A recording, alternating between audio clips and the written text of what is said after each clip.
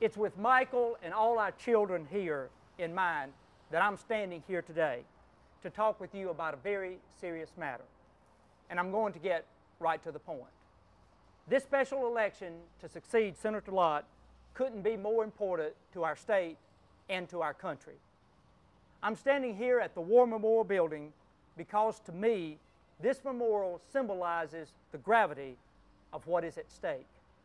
When our young men and women are called to defend our nation, this call comes from our nation's capital. The decisions and choices made by those who serve in the United States Senate have a very real and lasting impact. And Mississippi has a long tradition of leadership. But today we face a new challenge.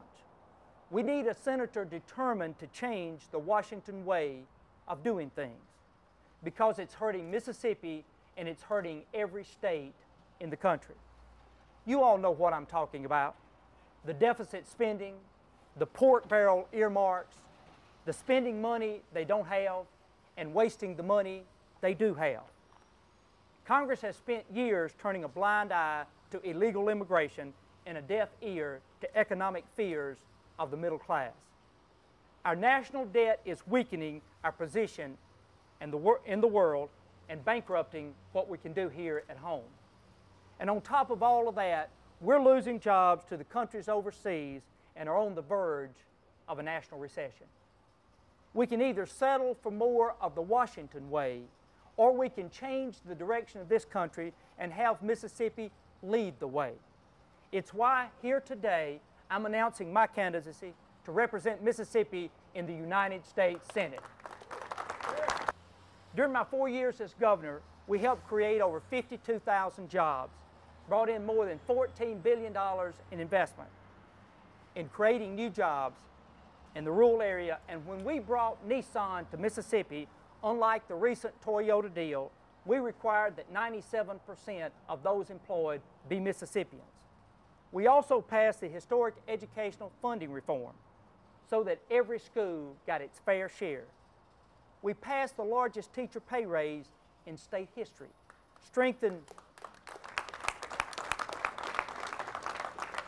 we strengthened school accountability standards, and we were the first state in the nation to put an internet computer in each classroom. I'm proud of what I did in jobs and education in Mississippi. We left Mississippi a whole lot better off than when we found it. With all due respect to our interim senator, Roger Wicker, and I used to know him well, I don't think the people of Mississippi would believe he shares these values. As a congressman, Roger Wicker voted 8 times to raise the national debt from $4.9 trillion to almost $9 trillion. He voted 3 times against pay-as-you-go budgeting. And over the last 7 years, Roger Wicker voted for Congress to take us from a $200 billion surplus to a $200 billion deficit. And all the while, he's voted for billions of dollars in special interest pork, earmarks like the $400 million bridge to nowhere in Alaska, and millions spent on what he calls national priorities, like another concert hall in New York, the National Mule and Packers Museum in California, or a Prisoners Museum in Kansas. And Mr. Wicker, don't tell us you had to vote for all those things just to bring our share of the pork home as well.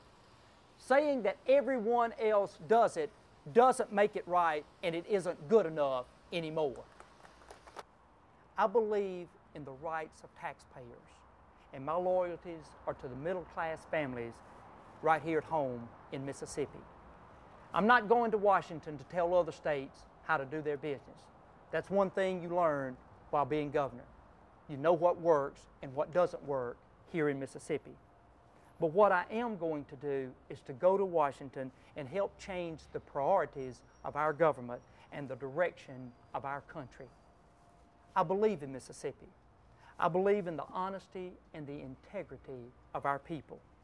And I would hope that one day we can again believe in the honesty and integrity of their government.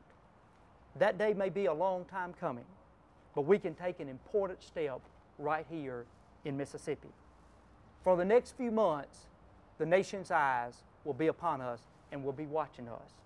We will have the chance to replace a legendary senator with someone who can write and help write the legend of a remarkable turnaround in our American government. With your help, that will be my focus every single day as we work as your United States Senator. I want to say thank you for being here. Thank you for your support. God bless you, God bless Mississippi, and God bless the great United States of America. Thank you very much for being here.